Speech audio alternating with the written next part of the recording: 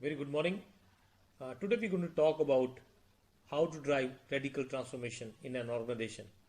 What are the challenges? What are the pitfalls? What are the processes? What are the tools need to be used to drive it successfully? Today we have Pankaj who've driven radical transformation across the globe.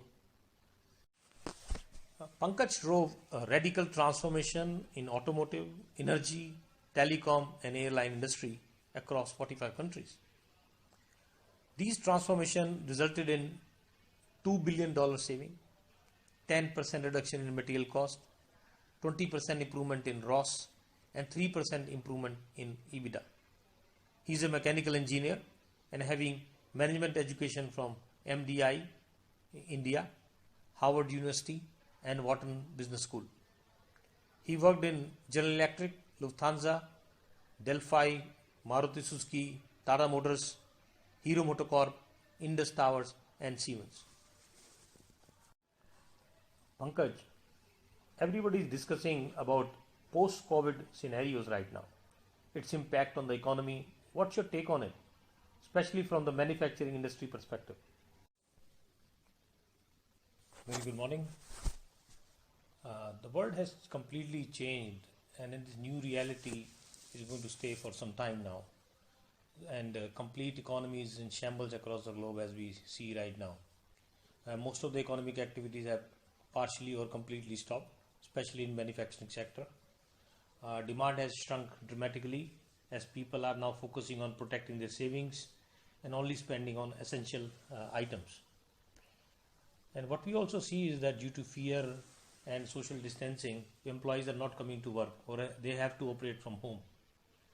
And most affected people are customer sales and service people because they can't make contact with the customer as of now the way they used to do it. So the disconnection with the customers as of now, that's a very, very big challenge.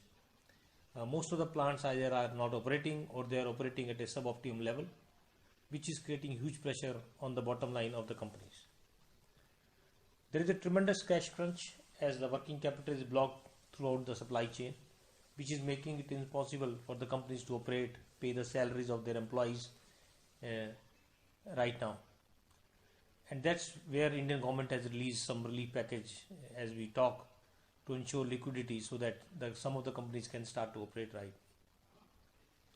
This situation now has forced many companies to rethink, to revisit their operating model, to make their organization more agile, asset light, more productive, having a robust and local supply chain, having improved customer and employees engagement in the today's virtual world, and a clear strategy on digital roadmap. All these things need radical transformation across the organization, which can be a recipe for survival for most organizations. Rightly said, Pankaj, transformation is imperative. Organizations are driving agile transformation, expecting instant results. Do you think it's a right approach, just a knee-jerk reactions? I think right now organizations need to work on both short-term and medium to long-term strategies for driving transformation. Because if they can protect their present, only they can think of their survival in the future. And however, I feel that they should be very careful to make sure that decisions they take right now don't have negative impact in future or don't have irreversible damage on their organizations. Large investment, time and huge amount risk as always associated with any transformation. With such high stakes involved during transformation exercise, assessing the potential for transformation is very critical. Can you give us a cursor to identify the right potentials within organization eligible for transformation? Transformations are driven by top-down targets to meet the business and customer expectations, rather than setting targets based on bottom line and bottom-up potentials and opportunities. The key is to formulate the strategy of transformation on how to achieve those radical targets and align the complete organization around it. And of course, it needs rigorous efforts to find out opportunity and potential, and it takes its own time. So therefore, don't wait for seeing potential and opportunity right up front. Go by the targets which can make your business survive and can make your customer happy. Many organizations are forced to have digital strategy. What are the key challenges in formulating digital strategy leading to radical transformation? I would not use the word force, but business needs compel you to drive digital strategy. In the current environment, when the industry is migrating towards Industry 4.0, and in this current situation of Corona pandemic, digital strategy have saved many organizations to be able to function and to meet customer demand. The whole e-commerce business have enabled our life during the lockdown. I see there are a couple of challenges I see in driving digital strategy. Some of the questions which always comes to mind is it inward focused or outward focused? What is your current readiness in terms of available IT systems and technologies being used in manufacturing or transactional processes? Is the strategy in piecemeal basis or a comprehensive roadmap to connect customer to the complete supply chain, including suppliers?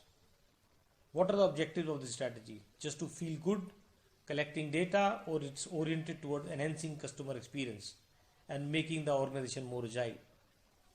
Are you using artificial intelligence or just creating data dumps? One big challenge is to have the right partner to guide and implement digital strategy. What I have experienced is there are so many players who will offer discrete digital solutions in piecemeals. Some will only provide hardware, some will provide software, and there are only few integrators who can put things together. To implement a comprehensive strategy, one has to engage multiple partners to be able to address end-to-end solutions. And the cost of implementing digital strategy is a lot. And this must be done with a lot of understanding. Otherwise, the return on investment can be very, very poor. That's interesting, Pankaj. Having such a vast experience in leading transformation, tell us, how do you drive transformation? What's your mantra? My mantra is very simple. First important thing is that the organization must realize that there is a need of driving transformation. The senior management team must be fully engaged and must be on the driving seat. They must hire a change agent who is at a senior level person in the organization to take charge of this transformation. Set the team of dedicated people and might appoint a knowledge partner in the beginning to kickstart the action. They must set clear expectations and targets to the team. Also have some people join in the organization as business analytics to crunch business data to find out opportunities. Engage the customer right in the upfront of the transformation journey to understand their voice, which can help you to frame your strategy. Build competency and capability in the team with the new tools and techniques, because it may not be possible that the current team members in the organization are fully capable and have the right competency to drive this kind of transformation. So don't hesitate to provide them new tools and techniques, skill set. Very important aspect is also to define the methodology to drive transformation. What problem solving tools you would use, what kind of framework you will use to solve business problems, what kind of digital application you're going to use, what kind of competence is needed in the core team and in the working team.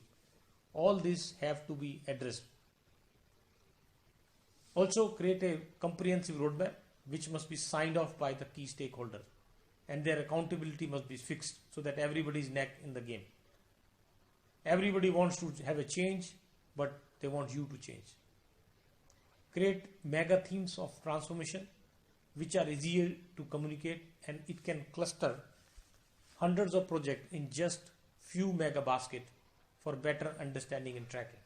Some of the example what I see, what I recollect is like, for example, one of the mega themes could be ROCE improvement, localization, yield improvement, head count and space neutral growth, design and feature optimization, service level improvement. These are some of the themes which you can generate, and lot of projects can be put under each of these themes. Typically, I have seen that some organization is to spare one person and the whole responsibility, accountability rests on his or her shoulder, and the rest of the organization is not engaged, and these kind of drives lead to massive failures. So try to avoid it. bring a person who can really drive it, and the whole organization have to be accountable in this journey. You mentioned leadership. What is a leadership expected to do in these circumstances? To drive change, leadership has the biggest role. When we are in crisis, the most important thing for the people is to feel hope, and the leadership can set that by setting the vision, by engaging the people, by driving initiatives and positivity so that the teams are not falling apart. When people see that the leadership is driving it, they get automatically engaged. Otherwise, there are higher chances that they get disintegrated during such a crisis time. Bottom line is to create hope and bind people together.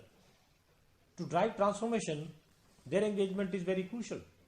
Right from setting up the vision, allocating resources, engaging them in regular reviews, rewarding and recognizing people, and be part of the success and failure as well. These things cannot be offloaded or delegated.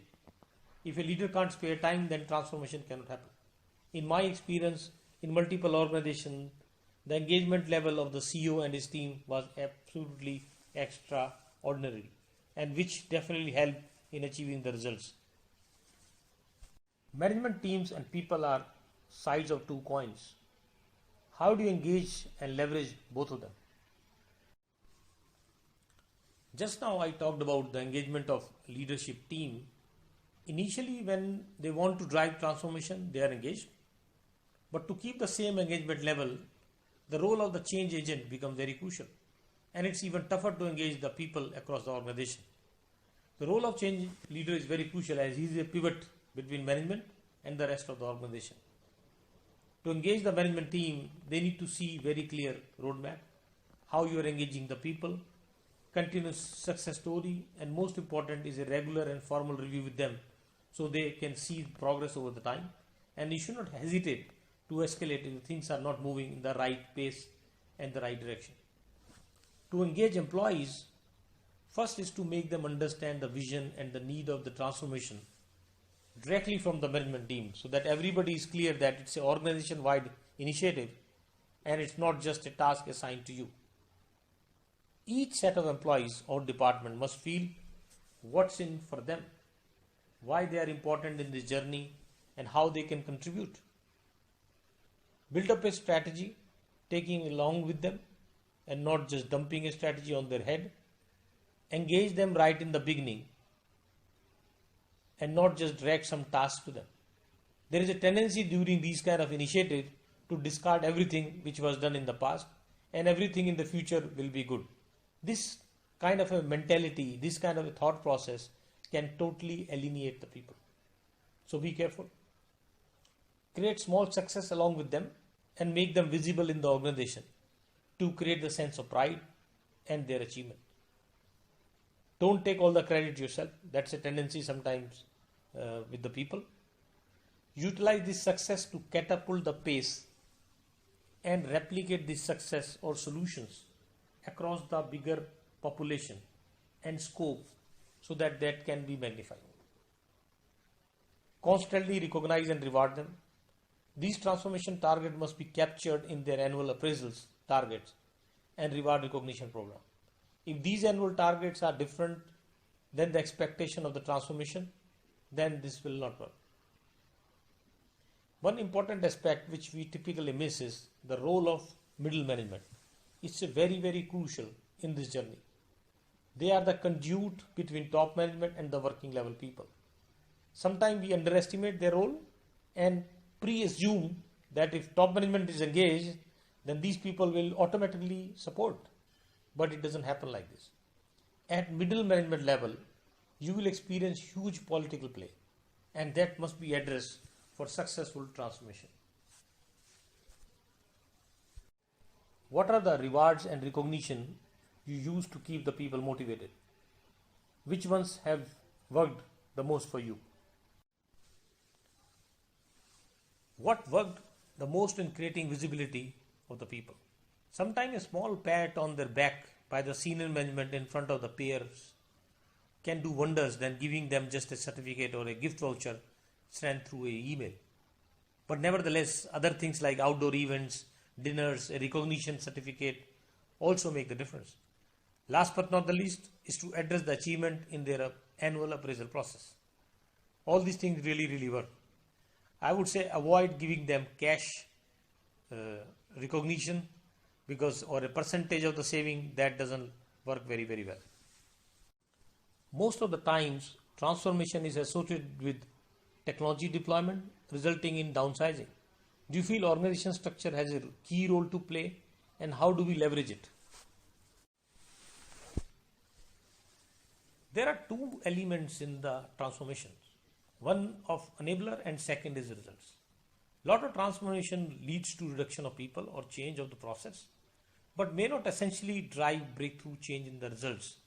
And this can be a very big showstopper for driving transformation. In many transformation, people have the tendency to cut jobs and reduce people cost. But there is so much to save, and people cost must be the last thing to do. If a process demand to redeploy the people, please do it, but don't focus too much on just saving cost on the people. Sometimes it's much more easier for people to cut people cost, but this is not going to help in driving such kind of a mega transformation program in the organization. There's so much to save on material cost, enhancing customer experience, improving ROS, reducing SG&A, logistic cost. Typically, what I've seen is manpower costs roughly range between 5 to 12%, depending on the type of organization.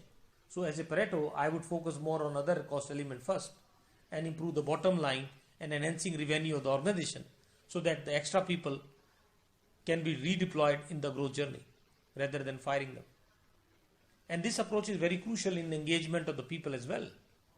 When they start to see that this initiative will kill their jobs, then you can very well understand that they will not get their engagement and neither their inputs. So this is one of the major issue in many transformation, which are more people cost driven. For example, job rationalization, automation, just to reduce people cost. I would say that we have to make organizations agile, and the use of technology can help them becoming agile. Now the organization stature plays a very important role, and sometimes we create tasks to accommodate people versus define tasks and then look at who and how many can do it and how. And more importantly, it's not just getting the task done, but how effectively they are. A small error in purchasing calculation can lose crores of rupees for a company.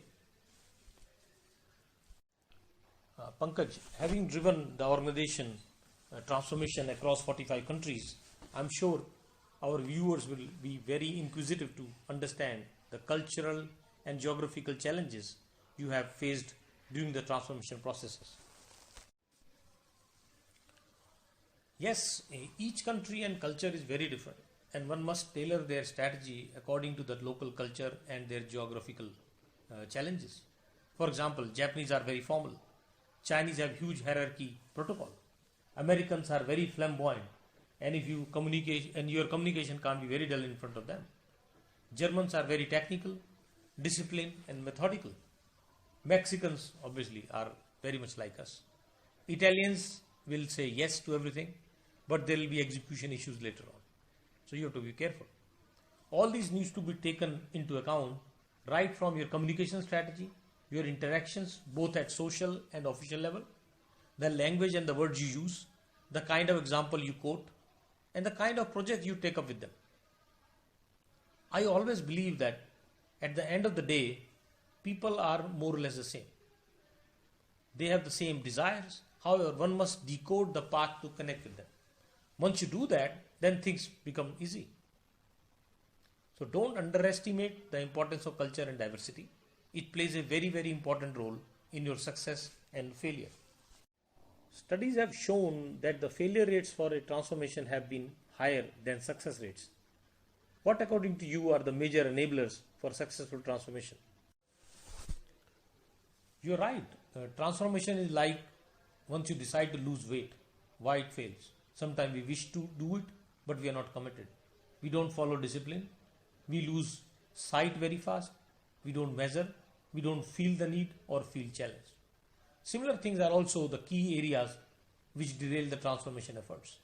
Right from leadership commitment, having the right change agent, competency and capability of the people, the engagement of the people in this process, use of the right methodology and the tools, clear definition of carrot and stick, and more importantly, clear accountability.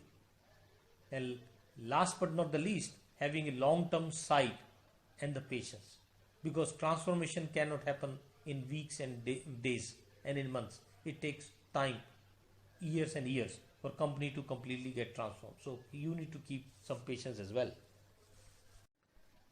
Pankaj, is there any different approach used in developed countries as compared to developing nations? Approaches had been the same more or less. I used similar framework of change management in both places, whether it's a developed world or a developing country. However, the starting point could be very different, as the process, technology and performance could be at a different level in developed countries versus developing world. Also, the way those strategies have to be deployed can be different due to different culture. When I'm working in Germany, the automation level would be way much higher. So the kind of opportunity and project will be totally different than working in Africa or India or Malaysia. You highlighted communication as a very important element. How challenging is to communicate across the globe and send the same message? Are there any specific techniques that are being used? Communication must be tailor-made to the audience depending on their position and the region or the country. If you're talking to a CEO or a middle manager or a line supervisor, your language, content and the tone has to be very different. For example, if I'm working on a project to improve productivity of a machine, the way I would communicate with the CEO is that the project will improve ROS, return on capital employed. But with a supervisor, I will tell him that in a given shift, his output will increase by X percentage. And with the operator, I will tell him that his effort level will go down and his per piece incentive will increase as the output per shift is increasing. And with the quality manager, by the way, I will tell him that this project will improve the quality by Y percentage. So everyone has something for them from the same project. But just imagine if I reverse this communication, then the project will die before it starts. If I tell operator that the ROS will improve and tell CEO that the operator effort will reduce, then you know what will happen.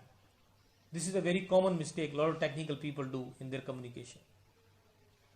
Second aspect of the communication is how often and when to communicate and to which group size.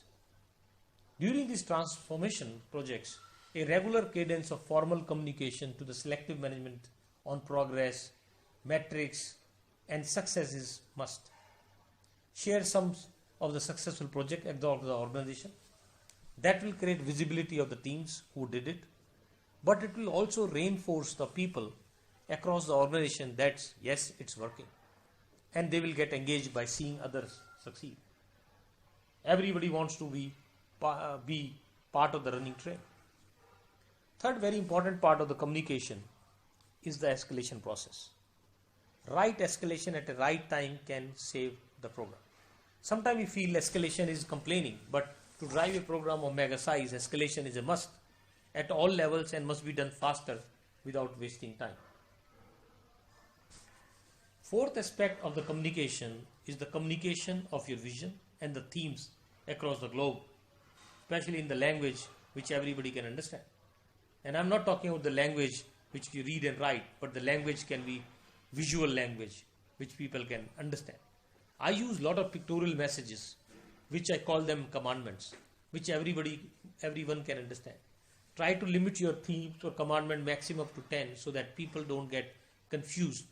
Too much information flow can create more confusion and alienate people very, very fast. Post-successful transformation, organizations will definitely experience benefits. However, complacency leads to downturn in these benefits. How to sustain the transformation mindset in the organization? First biggest mistake companies do is that after achieving the results, they dismantle the team. They start to believe that now the culture of transformation built in the organization and it will continue to propel itself. but this doesn't really work. After the major transformation is over, some of the key business processes and the system must be changed permanently so that the new practices are institutionalized. Keep a skeleton team even after the main project is over so that they can continue to work as catalysts and keep driving the change in the organization. In many cases, business process reengineering and transformation are used interchangeably. Do you agree to this usage?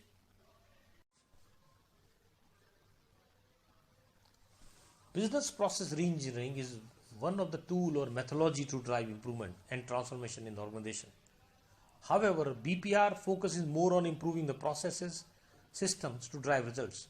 However, radical transformation focus on finding the root cause and the challenges which can enable to get both financial and customer centric numbers. Many times BPR is being done using benchmarking or best practices in various industry and try to implement those processes in your organization. This approach is very risky as it might achieve result or may not to the level you want.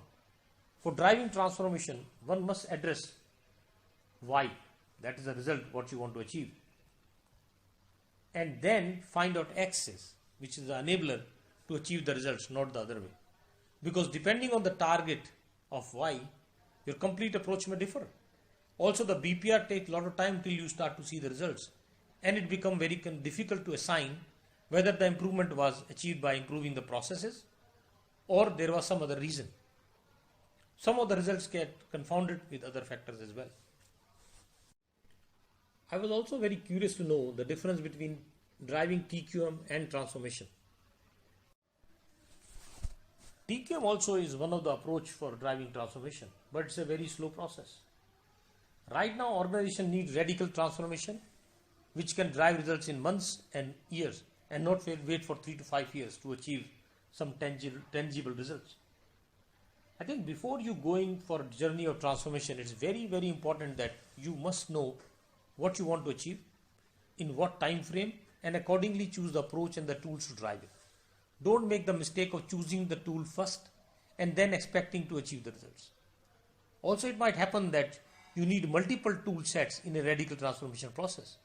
There is no one tool which fits all situations. For example, you might need BPR, you might need TQM, Six Sigma, Lean, e-sourcing, operation excellence, business excellence, conjoint analysis, and many others to drive it. So be very clear of your objective and choose the strategy accordingly. Being a pro in transformation in such sectors like automotive, airlines, telecom, energy, what kind of approaches do you think will be more suitable to India scenario to drive Atmanirbhar Bharat or self-reliant India? To be self-reliant, two key areas which needs to be addressed. First is to build a local supply chain, either by having Indian companies making all the products or bringing foreign companies to set up the plants in India. Second area where we lack a lot in India is technology. We depend too much on the product and manufacturing technology from outside India. That must change. Especially smaller companies have no access to technology and they are totally dependent on foreign partners. Initially, maybe companies can have some technology tie-up with companies abroad to gain knowledge and build their capability in the medium or long term to have self-sustainability.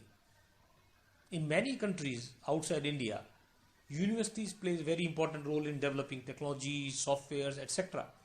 to support the industry. But in India, this kind of framework does not exist or is very, very small. Medium and small scale companies don't have adequate resources and bandwidth to build their own capability. Therefore, there is a strong need to having a dedicated R&D and educational institutions which can handhold the industry to drive self-reliance. Most of the machine building and tools and dies come to India either from east of Asia or from Europe. This area needs a lot of focus from Indian government as well, so that we have enough infrastructure in India to support the industry. To sum it up to our viewers, can you give us your framework for successful transformation? My framework for transformation come in the form of equation E equal to Q into A, where E is excellence or the outcome of transformation. Q is the tools, techniques, knowledge, resources. A is acceptance, management commitment, and fundamentally the change process. Once they are working together in synchronization, then transformation can happen. Lack of any of these two can jeopardize the efforts of the transformation. Just to summarize, I have created a small framework which is appearing on the screen right now. There are 6 key stakeholders: top management, customers, change leader, middle management, working team, and the supply chain partner.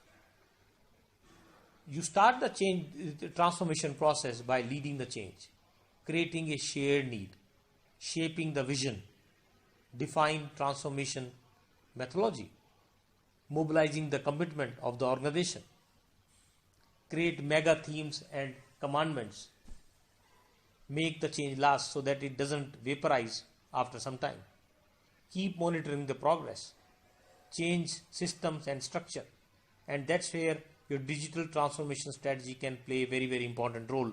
So the new processes and the systems are digitally transformed. And this whole process can help you to go from the current state to the desired state. And that's how you have to achieve your transformation objective and transformation journey. Thank you so much for having me today. Very good morning. Today we're going to talk about how to drive radical transformation in an organization. What are the challenges, what are the pitfalls, what are the processes, what are the tools.